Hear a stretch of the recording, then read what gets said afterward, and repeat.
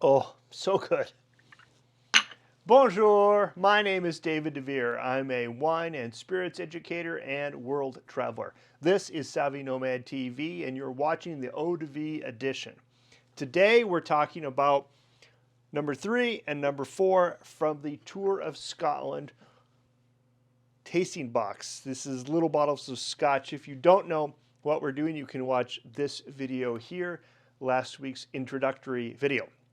Okay, so in today's little lesson, when Sara and I tasted our number 3, we thought that Scotch was quite smoky and peaty. How do you get smoky, peaty aromas into whiskeys? Well, it goes back to malting the whiskey. If you don't know what malting is, again, I direct you to video number 1. When they take the barley and they sprout it, which is called malting, to sprout the barley, that's important because a little enzyme gets released, and that enzyme converts starches to sugars. And if you want to ferment something, you need sugars to kick off fermentation to produce alcohol. When they malt something, they used to put it on a floor. It would be called a malting floor, and they would rake the grain back and forth. That grain would have a fire built underneath the floor, well down below, and the smoke would rise up through the floorboards, and it would heat the barley, and it would malt it. Now, some of that smoke aroma stuck to the malted or charred barley, as you can imagine. So that aroma then goes through fermentation, that goes through distillation, and it still expresses itself in the Scotch. It still expresses itself in the whiskey. That's such a crazy thing, but it does happen.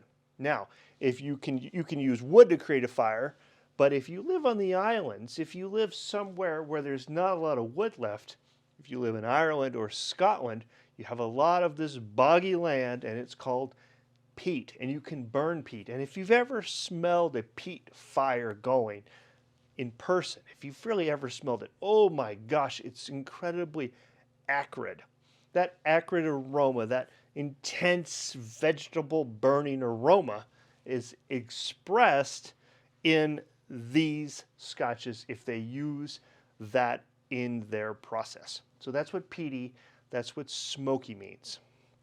That was our number 3 Scotch. Our number 4 Scotch, which was single grain versus single malt, means that they used just one type of grain. Although I'm a little suspect of this. You can correct me in the comments if you want, but I'm a little suspect because I believe the barley enzyme, which converts sugars or starches into sugars, needs to be present every single time. Maybe I'm wrong. Maybe they can just add that enzyme commercially to, say, wheat or rye or corn. But single grain means it's just one type of grain, and that grain isn't barley. That's what that meant on the label. Cask strength, which we're also going to encounter here in number 3.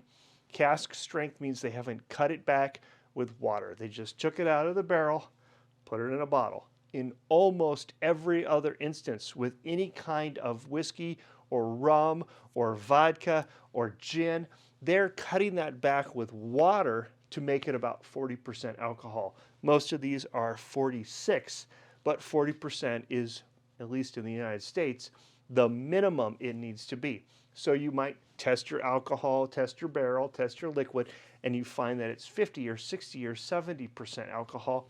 You add the appropriate amount of water to dilute it down to 40%. Okay, that's our lesson for today. Let's head out. I've already done it. Let me take you outside and show you what it's like on this very, very cold day and windy day in Duluth, Minnesota, as we go by the lift bridge and we taste number 3 and number 4. I hope you enjoy.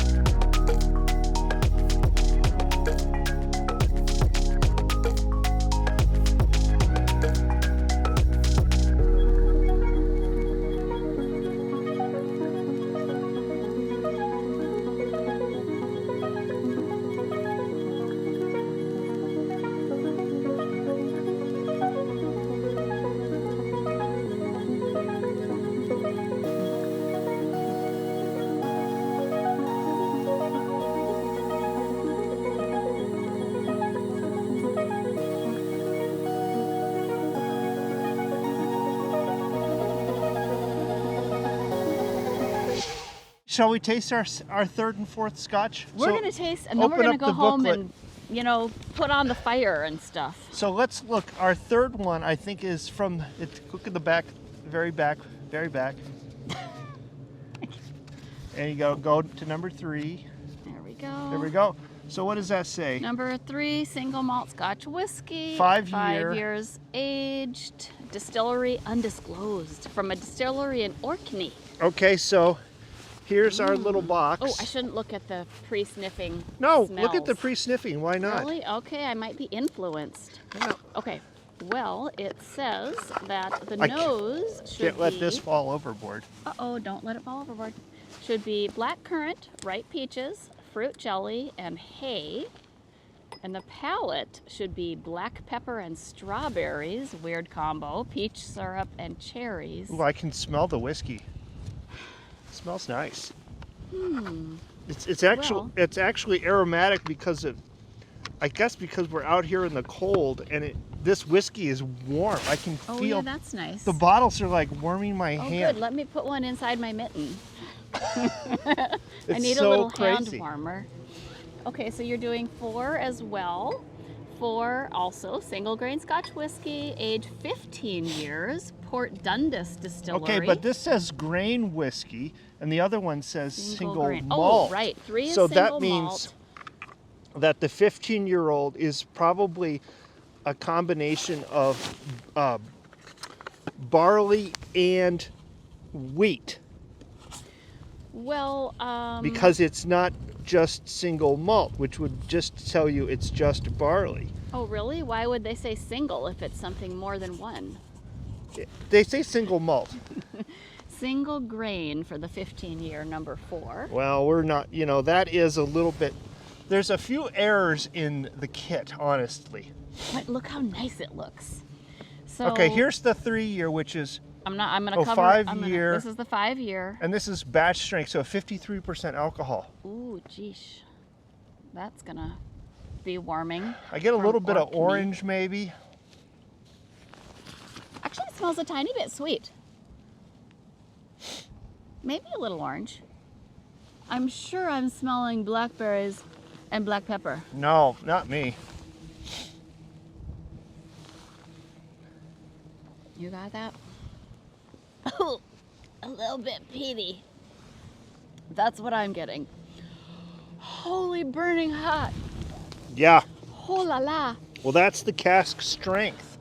That's the difference. The cask, it says, is hogshead. I don't know what that means, but... That's the size of the barrel. Okay, well, it also, since it's so peaty, it sort of reminds me of wine that has the barnyard. Here is our dropper. Here's our water dropper today. We've got really a new one. Precise water application this time. Let's add a little bit dropper of water in here. The after flavor of this number 3 is so smoky, so peaty to me. It's very peaty. Slightly barnyardy. Not in a bad way, just very I get a little bit of the distinctive. barnyard now.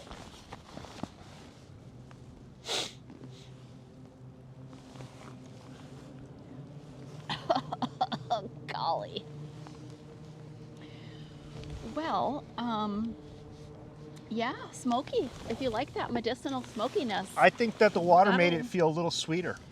Maybe a little sweeter, but a little caramely, a little sweet. Yeah, yeah. No less smoky, though. No less smoky. Uh-huh. Oh, look at the wind.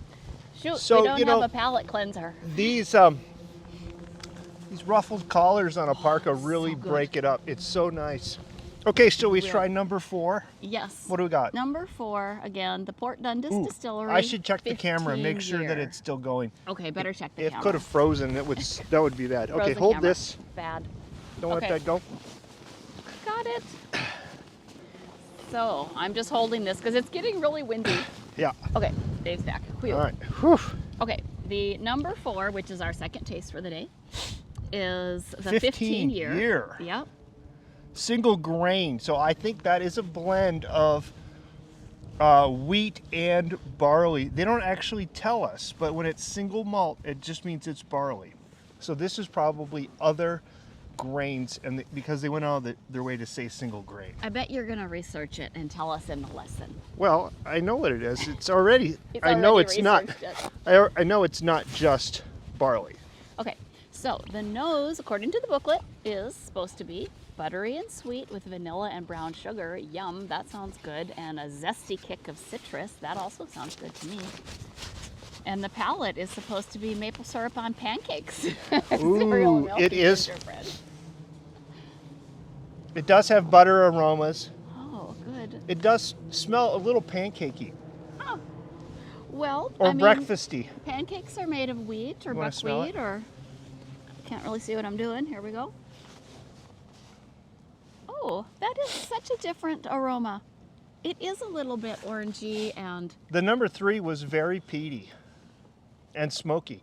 And I'm going to talk about that in the lesson. How do they get Oh, that smells good.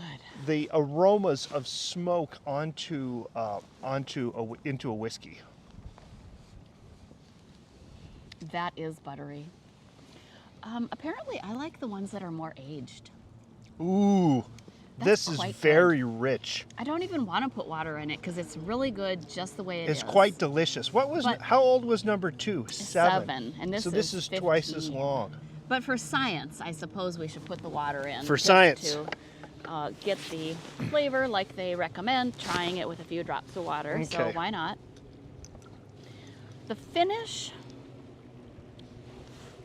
All right. still more sweet than the number 3 one, which oddly 3 they don't say anything about it being peaty. They say the finish for the number 3 was sweet and sour cherries, grassy and sea salt. But I don't know. This number 4, I'll just sniff it while you hold. The aroma Less here, aromatic with the water in it. it's dulled the aroma. Right. Yeah. That happened last time too with It the didn't more open. aged It one. didn't open it up. It dulled it. Yeah. They're also getting colder, so that could be part of it. So when it's too cold, it might not be as aromatic. Interesting. I've got an idea. Okay, go ahead. I'll let you taste it. I don't want to contaminate your thoughts with mine. Okay. So I think that with the water, it got salty. It got kind of a sweet, salty flavor to it. I liked the bigger unctuousness of the without the water. Sounds low. Interestingly enough. Yeah, both times. So Oops, I both just lost times my place. it seemed like the younger whiskeys benefited from a little bit of water and the older whiskeys did not. Yes, that's interesting. So let's see if that trend continues. Okay, Next well, time. I think we're Okay. done here. I think so. Sure. It's about 22 below.